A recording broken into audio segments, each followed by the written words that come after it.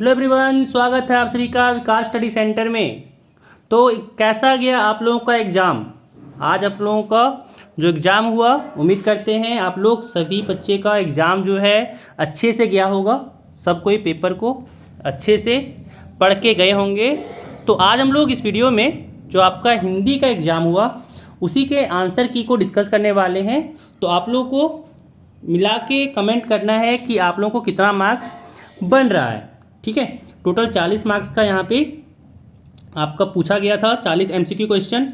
उसमें से आप लोगों को कितना मार्क्स आया है कमेंट करके बताइएगा। तो चलते हैं क्वेश्चंस पे कि भाई क्या क्वेश्चंस पूछा गया था और उसका क्या आंसर होगा। ठीक है, तो डायरेक्ट हम लोग यहाँ पे क्वेश्चन पेपर को ही जो क्वेश्चंस पूछे गए थे उसको हम लोग डिस्कस करने वाले हैं कि क्या क्वेश्चन पूछा गया था। पहला सवाल आपका पूछा गया था कि गांधीवाद का आधार क्या है। ठीक है, तो इसका आंसर हो जाएगा आपका ऑप्शन नंबर बी, राजनीतिक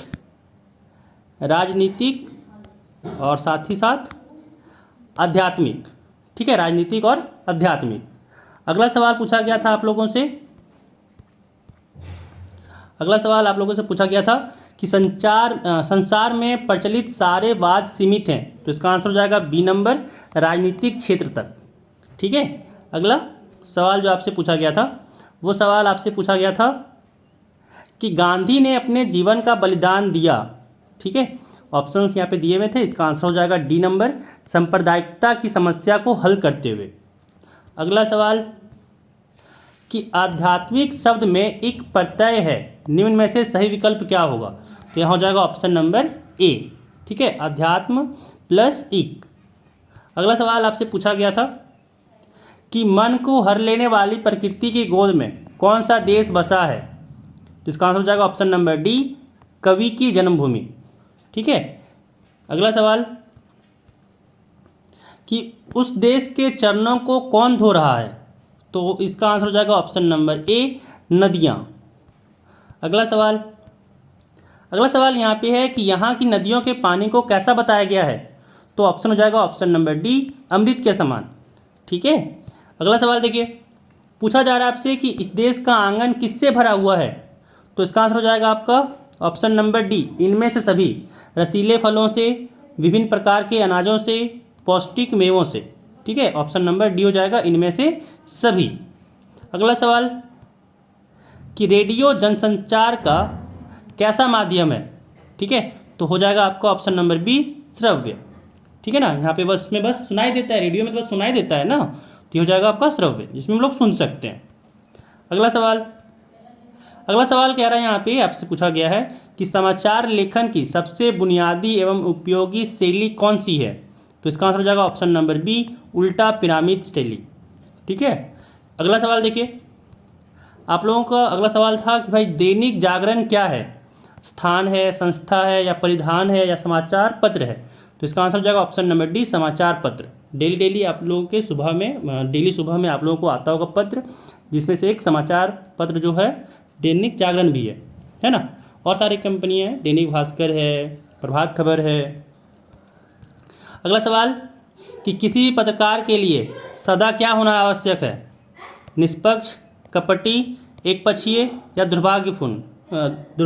तो इसका आंसर हो जाएगा ऑप्शन नंबर ए, निष्पक्ष। ठीक है, ऑप्शन ए हो जाएगा निष्पक्ष, 12 का ऑप्शन नंबर ए। अगला सवाल आपसे पूछा गया था कि किस पत्रकारिता में फैशन, अमीरों की पार्टियां, महफिलों और जाने माने लोगों के निजी जीवन के बारे में बताया जाता है। तो इसका हो जाएगा आपका option number A, watch dog पत्रकारिता। ठीक है, अगला सवाल, हाँ, और साथ साथ कहना चाहेंगे कि अगर आप हमारे चैनल पर नए होंगे तो चैनल को सब्सक्राइब कर लीजिएगा, साथ ही साथ फ्रेंड के साथ शेयर कर लीजिएगा, ताकि वो भी अपना आंसर्स को मिला के देख सके कितना मार्क्स उनका आ रहा है। अगला सवाल पूछा गया है, संचार प्रक्रिया में प्राप्तकर्ता की प्रतिक्रिया को क्या कहते हैं। इसका आंसर हो जाएगा ऑप्शन नंबर ए, फीडबैक। ठीक है, फीडबैक। अगला सवाल 15 नंबर क्वेश्चन कह रहा है यहाँ पे अनुस्मारक का अंग्रेजी रूपांतरण क्या है। ठीक है, इसका आंसर हो जाएगा ऑप्शन नंबर बी, रिमाइंडर। ठीक है, और एक क्वेश्चन 16 नंबर है, 16 नंबर का हो जाएगा ऑप्शन नंबर ए, 16 का ऑप्शन नंबर ए हो जाएगा। अगला सवाल देखिए, अगला सवाल 17वां नंबर कह रहा है यहाँ पे कि जनसंचार का प्रमुख उद्देश्य क्या है। तो इसका आंसर हो जाएगा आपका ऑप्शन नंबर डी, इनमें से सभी की सूचनाओं का परस्पर बांटना, विचारों की अभिव्यक्ति, जिज्ञासाओं का समाधान, इसमें से ये तीनों हो जाएगा। तो ऑप्शन नंबर डी है, इसलिए इनमें से सभी। अगला सवाल देखिए, अगला सवाल आपसे पूछा गया था कि अपने विद्यालय के प्राचार्य को लिखा गया आवेदन पत्र किस प्रकार का पत्र होता है? तो इसका हो जाएगा ऑप्शन नंबर सी, औपचारिक पत्र। ठीक है, ऑप्शन नंबर सी हो जाएगा औपचारिक पत्र। अगला सवाल कह रहा है यहाँ पे एक प्रसिद्ध संचार शास्त्री हैं, इसका आंसर हो जाएगा ऑप्शन नंबर सी, विल्बर श्रेम। अगला सवाल कि पत्र कितने प्रकार के होते हैं? तो याद रखिएगा पत्र हमेशा 4 प्रकार के होते हैं, ये तो आप लोग पढ़ के गए होंगे, तो ऑप्शन नंबर इसका सी हो जाएगा। अगला सवाल आपसे पूछा गया था, ये गद्यांश दिया हुआ था कि भाई उपयुक्त गद्यांश के लेखक कौन है? तो ये इसका आंसर होना था ऑप्शन नंबर ए, प्रेमचंद। अगला सवाल 22 नंबर कि धनराम को क्या नहीं याद हो पा रहा था? तो इसका हो जाएगा ऑप्शन नंबर सी, 13 का पहाड़ा। अगला सवाल कि तेरे दिमाग में तो लोहा भरा है ना, विद्या का ताप कहाँ लगेगा इसमें? तो ये किसका कथन है? तो ऑप्शन हो जाएगा option number B, master Trilok Singh का, है ना, क्योंकि 13 का पहाड़ा उससे याद नहीं हो रहा था। अगला सवाल यहाँ पे है कि उपयुक्त पंक्तियों की रचनाकार कौन है? तो इसका आंसर हो जाएगा ऑप्शन नंबर ए, निर्मला पुतूल। ठीक है, निर्मला पुतूल।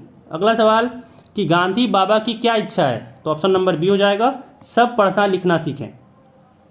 अगला सवाल कि चंपा को कवि क्या करने को कहता है?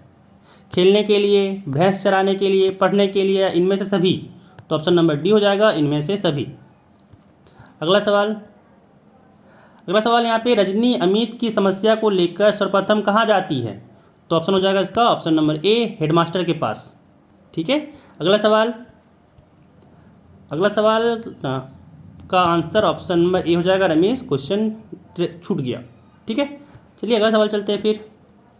अगला सवाल यहाँ पे है कि गलता लोहा शीर्षक कहानी में किस प्रमुख समस्या को उजागर किया गया है? तो ऑप्शन नंबर सी हो जाएगा, जातिगत भेदभाव की समस्या। अगला सवाल विदाई संभाषण पाठ के लेखक का क्या नाम है? तो इसका आंसर हो जाएगा ऑप्शन नंबर सी, बाल मुकुंद गुप्त। अगला सवाल कि मीराबाई के गुरु कौन माने जाते हैं? तो ऑप्शन नंबर ए हो जाएगा, संत कबीर। ठीक है, संत कबीर। अगला सवाल कि साये में धूप के रचनाकार कौन है? तो इसका आंसर हो जाएगा option number C, Bhavani Prasad Mishra. अगला सवाल कि किस कवित्री को कन्नड़ की मीरा की संज्ञा दी गई है? तो इसका आंसर हो जाएगा ऑप्शन नंबर ए, निर्मला पुतूल। ठीक है, अगला सवाल यहाँ पे है, आओ मिलकर बचाएं शीर्षक कविता मूल रूप से किस भाषा में लिखी गई है? तो इसका आंसर हो जाएगा ऑप्शन नंबर बी, उड़िया भाषा में। ठीक है, उड़िया भाषा में लिखा गया था सबसे पहले। अगला सवाल, कबीर कौन सी काव्य धारा के कवि थे? तो इसका आंसर होगा डी नंबर, निर्गुण भक्ति। ठीक है, निर्गुण भक्ति के कवि थे। अगला सवाल यहाँ पे था कि भाई राजस्थान में कुएं खोदने वाला क्या कहलाता है? तो इसका आंसर हो जाएगा ऑप्शन नंबर सी, रजरा। अगला सवाल यहाँ पे है कि पालर पानी किसे कहते हैं? तो इसका आंसर हो जाएगा ऑप्शन नंबर सी, खड़िया पट्टी का पानी। खड़िया पट्टी के पानी को कहते हैं पालर पानी। अगला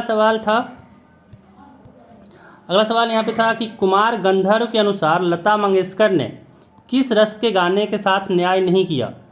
तो इसका आंसर हो जाएगा आपका ऑप्शन नंबर डी, विपल्लव श्रृंगार। ठीक है, विपल्लव श्रृंगार। अगला सवाल, आलो आंधारी रचना मूल रूप से किस भाषा में लिखी गई है? तो इसका आंसर हो जाएगा B, option number B, Marathi भाषा। अगला सवाल और आखिरी सवाल जो था कि आलो अंधारी की विद्या कौन सी है? ठीक है, तो इसका आंसर हो जाएगा ऑप्शन नंबर ए, आत्मकथा। तो 40 का हो जाएगा ऑप्शन नंबर ए, आत्मकथा। तो आप लोगों को कितना मार्क्स बना? आप लोग कमेंट में जरूर बताइएगा कि आप लोगों को कितना मार्क्स बन रहा है। साथ ही साथ अगर आप हमारे चैनल पर नए हैं तो वीडियो को लाइक कर दीजिएगा, साथ ही साथ सब्सक्राइब भी कर लीजिएगा चैनल को, ताकि आप लोगों को सारे आंसर्स की जो आपके एग्ज़ाम होने वाले हैं, साथ ही साथ क्लास 12 जो आप लोग जाने वाली हो उसका भी तैयारी आप लोगों को इस चैनल पे करवाया जाएगा। तो चैनल को सब्सक्राइब करके रख लीजिएगा। मिलते हैं फिर अगली वीडियो में।